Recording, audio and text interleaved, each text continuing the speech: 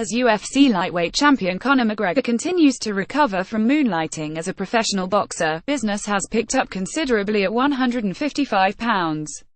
Tony Ferguson announced himself in a big way on Saturday by submitting Kevin Lee to capture the interim lightweight title at UFC 216 at T-Mobile Arena in Las Vegas. Then he took to the microphone to challenge McGregor. "Where are you at McNuggets, you F piece of S? I'm going to kick your ass," Ferguson said. "You better come and defend that belt. Defend or vacate MF. It's my time and my belt. Come and get this S." Both McGregor and the UFC may have just found themselves the perfect dance partner at lightweight who can match the Irish star's dangerous striking and brash gifts on the microphone. Now it's just up to the UFC to make the fight. Ferguson, 233, showed the full arsenal of his gifts in Saturday's main event, relying on his chin early to gas out Lee before attacking with his trademark awkward and varied striking style. After nearly submitting a fading Lee 163 in round 3 with an armbar, Ferguson locked in a triangle choke to force the tap at 402. The victory was the 10th straight for Ferguson, 33, who was arguably the most deserving of a title in all of UFC. "F amazing F yeah," Ferguson said. "This fight went exactly the way I wanted it to be. I wanted him to come out at me and use all that aggression, and leave nothing left for the submission." Lee, 24, came out aggressive in the opening round to land a pair of big right hands. After securing a takedown late, Lee worked a full mount and landed a series of savage strikes that left Ferguson in serious trouble as the round closed. But Ferguson, who talked trash throughout the fight, took umbrage with Lee's attempt to land another shot after the horn and instantly stood up from the beating to chase him down and share insults. "I knew he was going to be slippery and I knew he was a game opponent and was going to be tough," Ferguson said. "I just knew I had to weather the storm and he was going to keep using that energy, so I pissed him off more so that he would use it." Ferguson controlled round 2 on his feet from distance and bloodied Lee's nose. Despite hitting a takedown to open round 3, Lee was quickly running out of gas and eventually succumbed to Ferguson's submission attempt from his back. "I underestimated his work from the bottom," Lee said.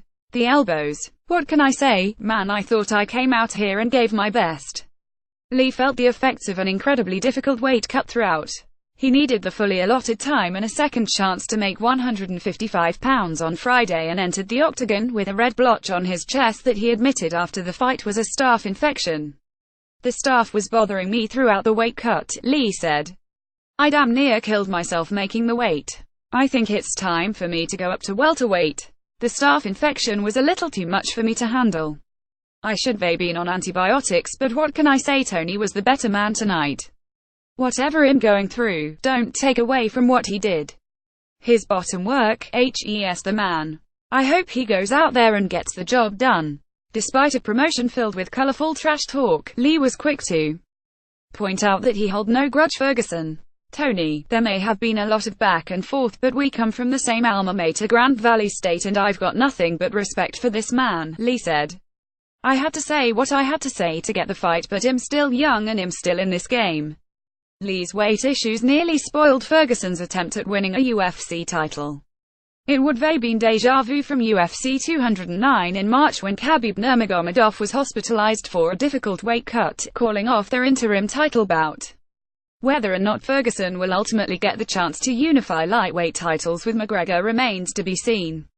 Not only did McGregor reportedly pocket upwards of $100 million from his boxing loss to Floyd Mayweather in August, he currently holds more leverage than any other fighter in UFC history.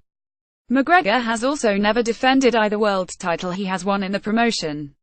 McGregor is expected to chase the money in a trilogy fight against Nate Diaz, which UFC hopes for its December 30th card in Las Vegas.